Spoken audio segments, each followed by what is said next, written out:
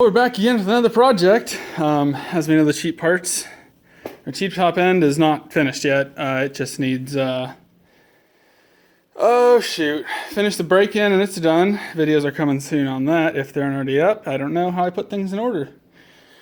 Now we have the 1986 T25 DRS, the red frames that are harder to find. This is one I acquired probably 4 years ago. It's just kind of been sitting. Had it running really good at one point in time, but then the carb got gummed up because of crap in the tank, and I never really noticed that this reverse piece was missing lever. But I do have another one, so I'm not overly concerned about that. This engine's actually out of a yellow 225DR that I had. The engine that was in this one had zero compression. Top end parts off of that one are going to get donated to that engine, I believe, and maybe I'll get another 225DR going. But it currently sits as a bare frame. But this is a very complete, almost unmolested three-wheeler, except for this stupid Nerf bar wannabe someone put on here. That's getting cut off. And this thing's basically going to get running, cleaned up, looking good. I'd love to keep these old decals, but they're junk. This side's not as bad. I want to get new decals for it. These plastics I think will clean up. They just going to take some work. Pretty much a green scrub pad and some soapy water, and they should come right back to life. Well, they would look like this one does, except this one's dirty and crappy looking right now. I do have a whole set of these, so these are going to be, or this side's going to be replaced, this other side's okay. And the seat's decent. I'm not going to touch it, but I am going to try to clean it up some. Where's the latch at? Oh yeah, it's over here. I think, yeah, there it is. I'm a Honda guy, don't judge me on this. And I believe these plastics aren't even bolted down. No, they're not. I'm pretty sure I took the bolts off of it one time and put them on that one, so it had something to hold it down. But battery actually just came out a minute ago when I unloaded it. And yeah, basically get one back together, get another one naked in here. I do remember that the airbox is broke, I think, yeah. Right there, it's broke. Where that mounting piece is, there's a hole right there. I'd like to find another airbox. Sadly, the parts one that I had, I did not know I left that off this whole time. And I'm going to clean the carb anyways. There's a little bit of junk in there, but yeah. It's still freed up in there. So it's only been sitting for 2 years. This is one I actually want to bring it back to its prime. I don't know if I want to paint the frame. That's the only thing I'm unsure if I really want to do or not. But I know grab bar needs to go back to black. At least it looks like it was once black. I do have the skid plate for the rear end and the hitch. I just don't have them on. This exhaust is pretty much a straight pipe. But this thing did come with a aftermarket, let me make sure this is off, aftermarket exhaust on it when I bought it. So that might go back on. It wasn't a DG, I can't remember what it was. Maybe it was a Banzian. But yeah, I mean, this thing's got a choke on it, it's got the key, that stuff all worked. Even the plugs down there that I always hear are harder to find end up here in it on both sides. So I know initially to get it running, I got to remove the carb, get it cleaned up, get the fuel tank out, pretty much. I've heard a lot of different ways of doing it. I think I'm just going to try pressure washing it. I know it's stupid mixing water in where gas goes, but I think a hot pressure wash, and I've been told to just replace this, which I think I have one of them somewhere. But I am going to try just with the pressure washer first, maybe put an inline fuel filter in it, just to help keep the crap out of the carb. So eventually it'll just build up in that fuel filter, replace the filter, crap will work itself out of the tank. Yeah, there's really not a whole lot wrong with this. I was told when I got it too that the rear end did leak, but this is off the yellow 225 as well, because at one point in time this thing has been wrecked hard. because the pieces that go in here that hold the rear end in, one of those pieces was almost snapped off. Like it was no longer a circle. But I think the rear brakes might work. I know, yeah, these cables are junk up here. This one came off when I was loading it, and pulling on that, I can't get it to move. So, yeah, cables are junk, excluding this one. Rear brakes. No, they don't really function either. They at best need adjusted. And well, clearly the front one's falling out of its area. Yeah, the foot brake's falling out of its area and would need tightened up quite a bit.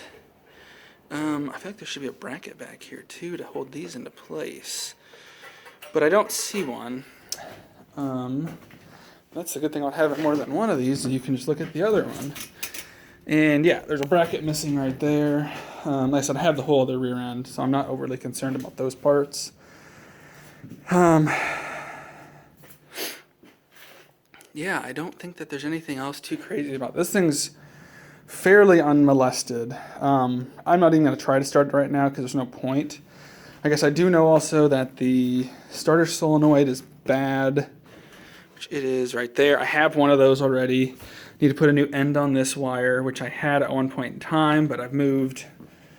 This is my third move since then, so I don't really know where that got off to. It might even be with the rest of my parts. Like I said, for right now, I'm probably just going to run this engine because I know it runs good. It's got really good compression. I'm not somebody who's as worried about making everything numbers matching. If I was, and I want to do that someday, I do have the right engine. And I guess I never noticed that that is not right. That engine crankcase breather just kind of comes out to this hose and it's a mile long and sticks out back there, but I guess that's not hurting anything. Normally it just goes into the airbox anyways, which the airbox is broke. I don't believe there's an air filter in it. And yeah, I mean, overall though, it's a pretty decent machine. I do know that this thing even still has the dealer tag on it from Kirksville, Missouri.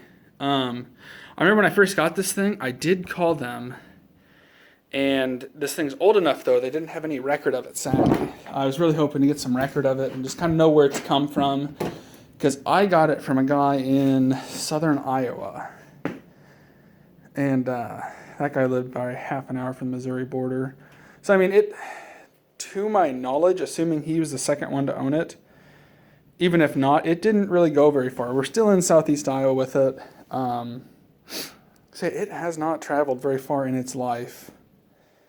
And I think it pretty much just, had the engine got worn out or a valve stuck or something. I never dug into it to look. One of those things is going on and someone parked it and there it's set. So that's the story on this thing. Rear tires are basically brand new. They came off the yellow 225 as well. They were on that one for a while, but then that one quit running, so I put it on the one that I was using. Front tire's junk. The yellow one does have a front tire on it, but I don't know if it's any better than this one. This is the one that was on it when I got it, and it was just dry rotted to beat heck, so. But yeah, I mean, even like all these decals up here are still in pretty good shape, your shift pattern, everything else.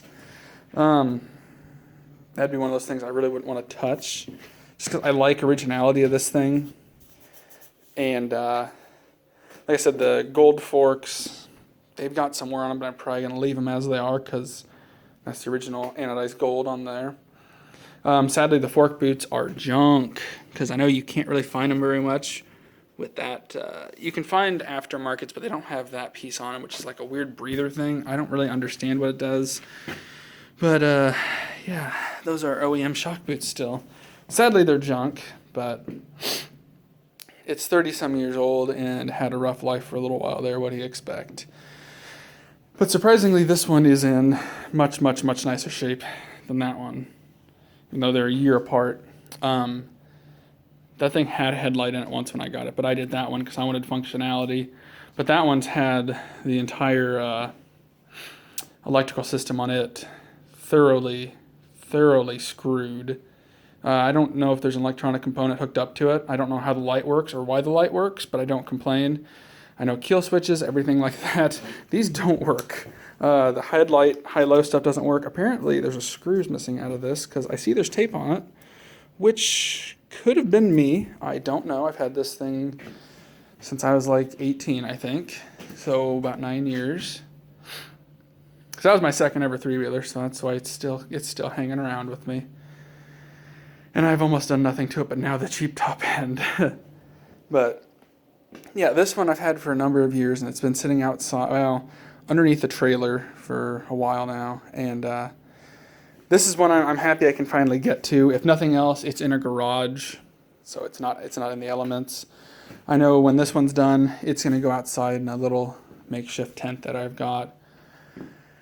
Because I like this one a lot, but it's not monetary value, there isn't much there, and I know that.